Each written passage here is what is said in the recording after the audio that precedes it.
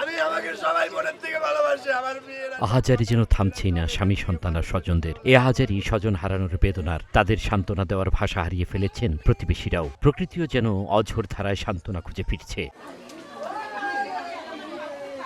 বুধবার রাত 8:30টায় বড় মেয়ে মাধবীর সাথে কথা হয় গীতারানীর। ভোররাত থেকে নিখোঁজ তিনি। সকাল 11টার দিকে টয়লেটের ট্যাঙ্কির পাশে পায়ের ছাপ দেখে বুক কেঁপে ওঠে অজানা শঙ্কায়। পুলিশ ও স্থানীয়রা সেই টয়লেটের ভাঙা ঢাকনা খুলে উদ্ধার করে গীতারানীর হাত পা বাঁধা মরদেহ।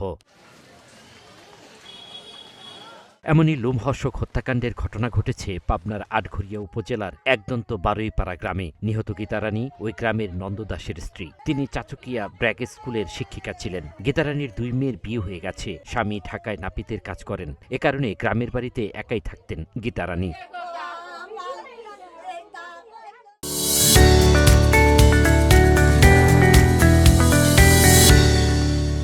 পুলিশ স্থানীয়রা জানায় রাত 3টার দিকে দুর্বৃত্তরা শীত কেটে প্রথমে ঘরের ভেতরে প্রবেশ করে। পরে গীতারানী টের পেলে দুর্বৃত্তদের সাথে তার ধস্তাধস্তি হয়। প্রাথমিক ধারণা দুর্বৃত্তদের চিনতে পারায় ঘরের ভেতরে আগুন ধরিয়ে দেয় তারা। এক পর্যায়ে তাকে শ্বাসরুদ্ধে হত্যা করা হয়। পরে তাকে বাড়ির পাশে টয়লেটের ট্যাঙ্কিতে ফেলে পালিয়ে যায় দুর্বৃত্তরা।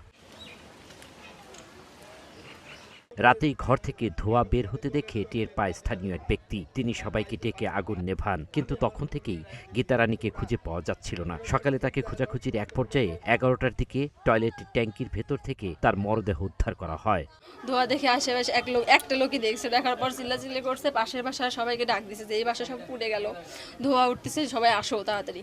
পরে সবাই বের হয়ে আসছে। আসার পর পানি টানি দিয়ে সবাই আগুন নিভাইছে। নিভানোর পরে এখন সবাই মাক খুঁজছে, আমার মাক পায় নাই। মার ফোন বন্ধ, মা কোথাও নাই। 6টার সময় আমার বড় ভাস্তি ফোন দিচ্ছে যে পিসিমা আমার মা নাই, আমার ঘরের ভিতর লেপকেতা দিয়ে আগুন ধরা দিচ্ছে, আমার মার খোঁজ নাই। তখন তিনি আর বুকের ভিতর চিলিক দিয়ে উঠেছে যে কিরা এত বড় কাজ তো আমার ভাই বউ কারোর কোনোদিন ক্ষতি করে নাই, সবাই তাকে ভালোবাসে।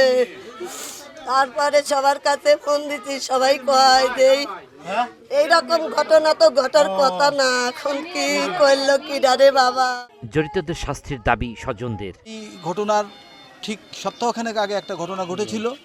এর বাড়িতে একটা চুরি হয়েছিল এবং বেশ কিছু টাকা পয়সা যাই থাক গরিব মানুষ হিসাবে ছিল ওগুলো নিয়ে গেছে। নেওয়ার পরে উনি ওইভাবে চিনছে কিনা আমরা জানি না।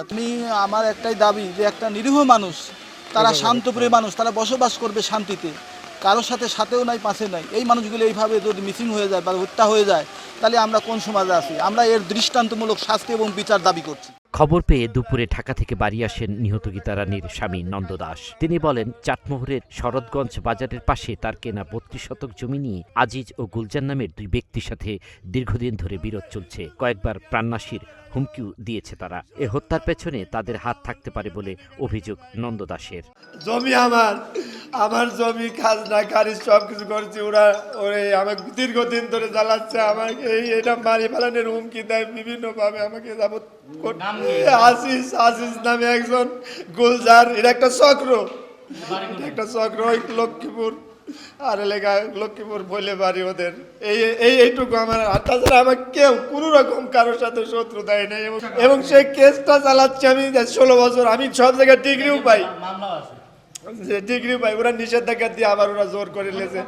আমি 32%। তারপরেও তো আমি ওই জায়গা, আমি ওরা জল করেছি, আমি ওদের কাছে যাইনি যে আমি আইনি পালি পাবো, না পালি না পাবো।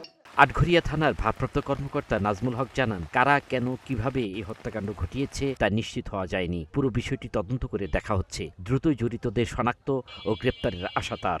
হয়তো শ্বাসরোধও হতে পারে বা পোস্টমর্টম করলে বলা যাবে। এটা আসলে সঠিকভাবে আমরা নির্ণয় করতে পারছি না। এখন ক্রাইম সিন কাজ করতেছে, আমাদের পুলিশ কাজ করতেছে।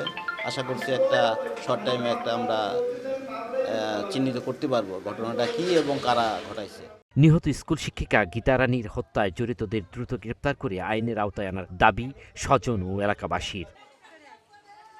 আল মাসুদ নয়ন, নাগরিক প্রতিদিন।